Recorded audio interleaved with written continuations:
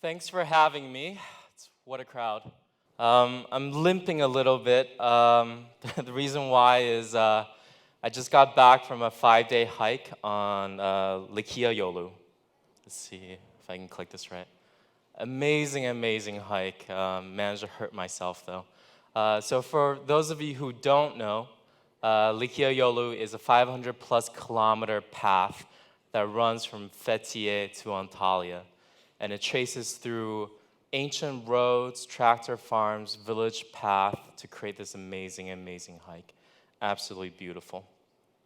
So I just turned 35, and a buddy of mine just turned 35 as well, and we promised ourselves that for our 35th birthday, this was going to be the present to ourselves. We were going to hike 5 days of Likiayolu.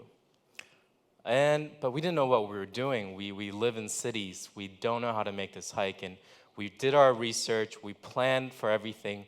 We bought this book written by this woman named Kate Clow. Now, she is a British woman who's been living in Turkey for 30 years. She was the original person back in the 1980s to start hiking these paths, to link all these paths together to create what she called Lycian Way, the Likiayolu. So she is the authority on Likiayolu.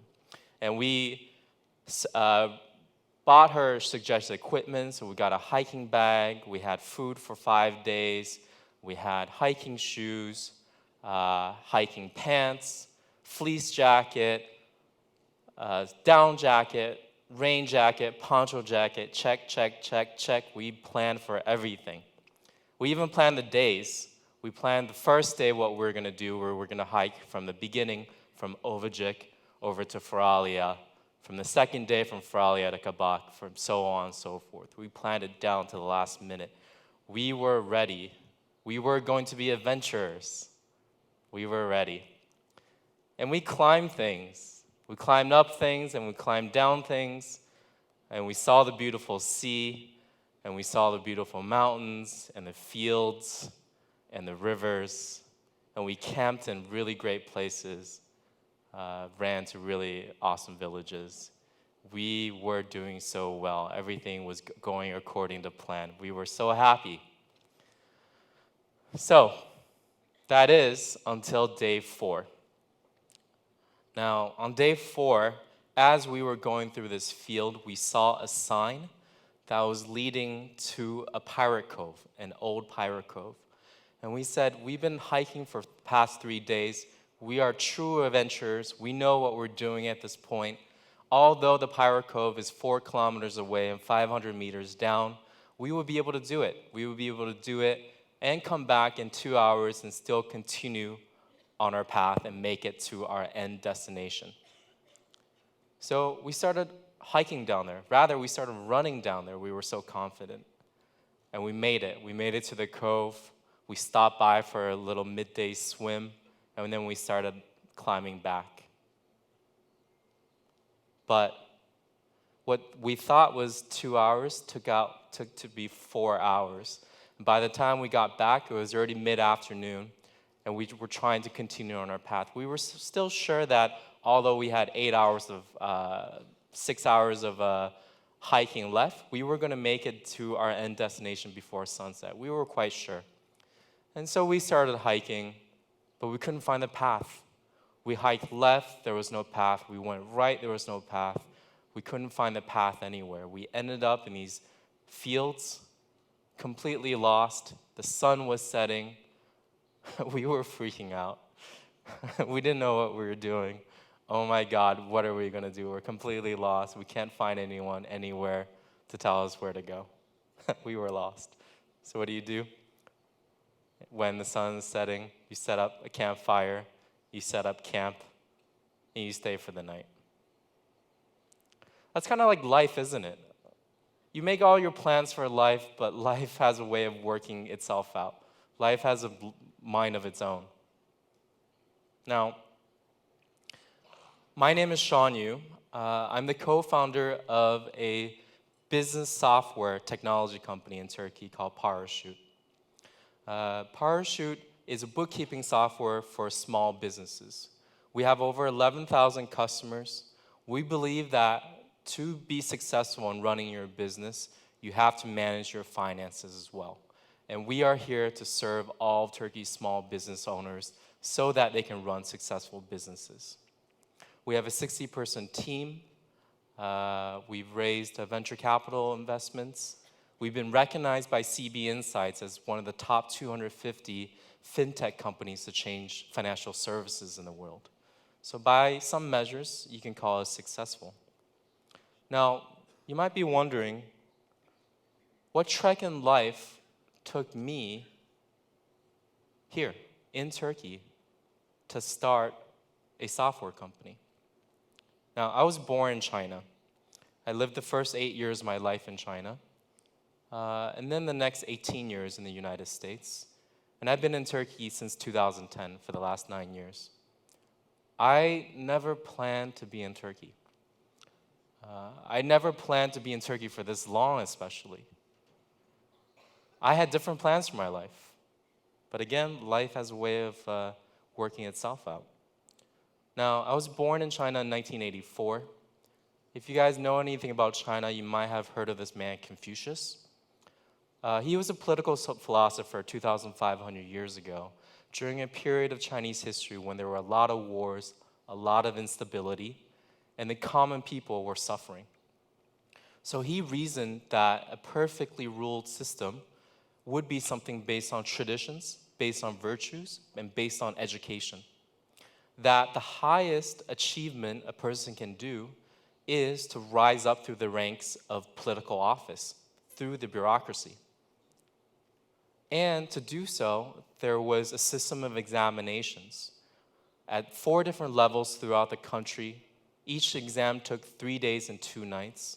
A very hard exam that students studied their entire lives for, because to succeed at this exam was everything. So that was kind of the background, the kind of culture I grew up in.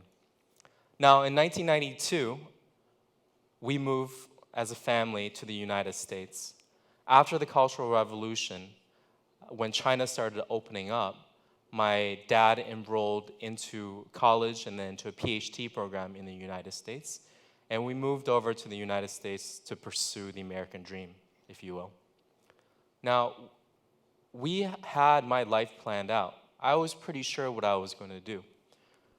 I was going to study hard, get into a good college.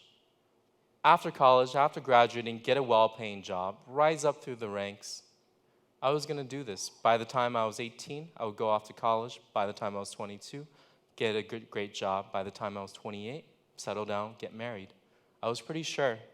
And if I can do this earlier than scheduled, even better. So, at the age of second grade, I was taking high school level classes. By the time I was in 9th grade, I was taking college classes. By the time I was in 10th grade, I was finished with all the high school classes. And when I was 18, I got into Harvard. And my plans continued at Harvard. I was going to study economics. Then I was going to go work in investment banking. And then I was going to go work in private equity.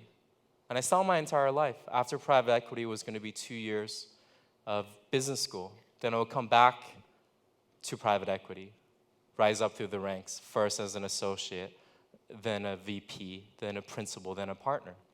And I did this. After college, I graduated. I got recruited by an investment bank in New York, where I worked for a year. And I joined private equity 1 year ahead of schedule. Everything was going according to plan. But now, in March of 2009, my grandmother passed away. She raised me when I was a kid, when my mom and dad were working in the factories. So she was quite important to me. She was still living in China, and I wanted to travel back from the US to China to pay her respect. But at the time at the private equity firm, I was working on a big and busy deal. And my boss said, "Are you sure you want to go back? Did she really mean that much to you? Because we're quite busy right now. We can't afford to have you leave." Well, she did. And I did travel back for her funeral. But when I came back to the United States, my boss called me into his office and said, Sean, we're not quite sure whether you have the dedication for this work. We're not quite sure whether your heart is in this work. I got fired. I'm 25, I've had my entire life planned, and now I am unemployed. I have no idea what I'm doing. I'm completely lost. Well, I just figured, it's just a minor setback. Let me work harder. Let me study more finance. Let me take the certified financial analyst exams. I'm gonna get back on track. And maybe I'll go to business school 1 year later than I expected, but I will get back on track. And if you guys remember, this is in 2009 period I'm talking about. If you guys remember, there was a big financial crisis in the United States. And no matter where I looked, I could not find a job. So, 25 and lost. Now, let's go back to my Likiöyolu trip. So I wake up the next morning, and I find that my foot is swollen. And I couldn't fit it into my shoe. And I tried to soak it in ice water to try to lessen the swelling, but I could not fit it into my shoe, and it was hurting really bad. And finally, I squeezed it in. We started hiking, and we found ourselves in a village. We were starving. We were cold. We begged a woman to serve us breakfast, and she did. And upon parting, we thanked her. We said, had it not been if we gotten lost, maybe we wouldn't have had such a wonderful breakfast. And of course, she says to us, her şey kismet. So we're still lost, though. We ask her for some directions. She points us in a way. We start hiking over there, but we're lost in these fields. We can't find the path anywhere. And all of a sudden, we hear this voice call out to us. Hey, are you guys foreigners? Huh? Yabancı mısınız? Sana ne? Well, it seems like you guys are a bit lost. No. We're fine. We're following Kate Clow's book. She's quite the authority on Likiöyolu. We know what we're doing. Well, I think you're lost because I am Kate Clow.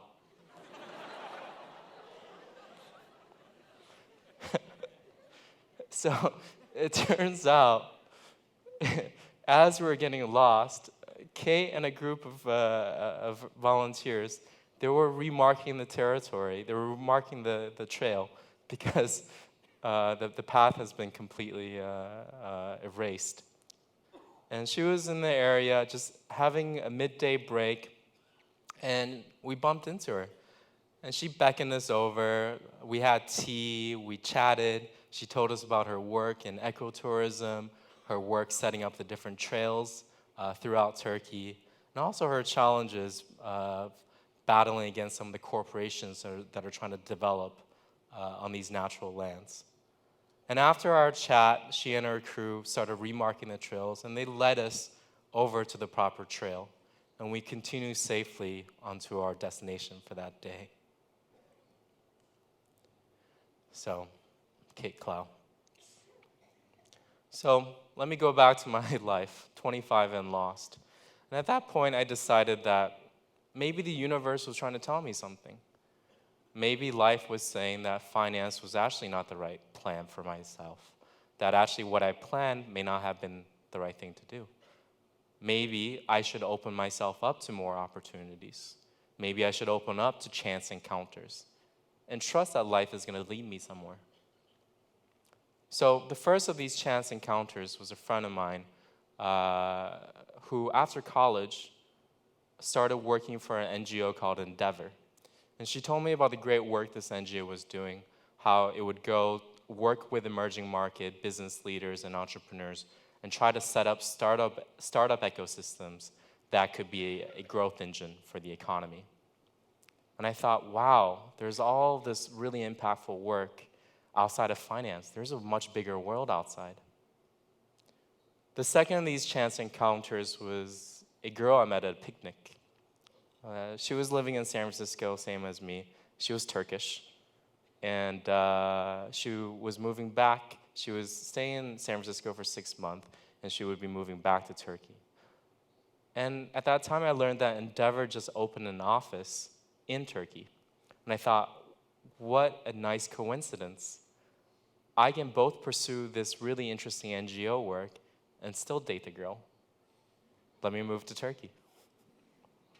So in 2010, I come over to Turkey with a suitcase, a box of books, and the same backpack that I used for Likya Yolu. And I come over to Turkey. Now, the thing about opening yourself up to opportunities is that one opportunity usually leads to a lot more. Now, it was through Endeavor that I met my co-founders. It was through Endeavor that I met my investors. And it was also through Endeavor that I formulated the idea for Parachute. And 3 years later, after I stayed in Turkey in 2013, we got everything lined up, and my co-founders and I started Parachute. Now, had it not been for taking these adventures in life, had it not been for opening up myself to these new opportunities, I would not have been in Turkey. I may not have been creating the kind of impact that I am. We have a 60-person team now. We're impacting the life of 11,000 businesses. More so, we've set an example for the market for how enterprise software should look and feel like if we trained many, many talents in development, design, sales, and marketing. And I'm very grateful for the opportunity that life has given me.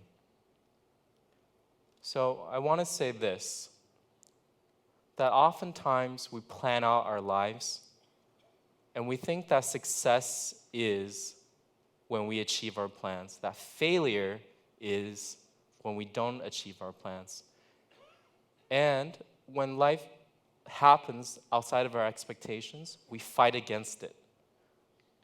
We fight, we struggle, we get depressed, we get stressed. But really, we're missing out on the gifts that life is showing us. Really, we're missing out on so many more opportunities that will lead to wonderful things that will let you make much more impact than you otherwise would. So I like to think that if we're open to life, life will show you the path. Thank you very much.